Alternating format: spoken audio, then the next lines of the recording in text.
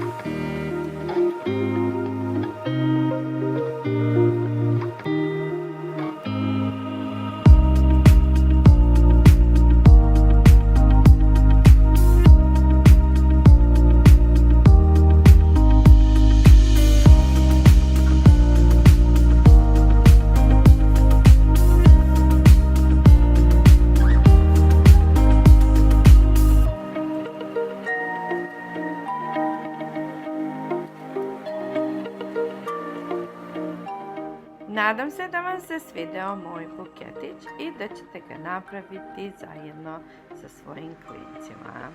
Zapratite me za još lepih ideja. Vidimo se uskoro. Ćao!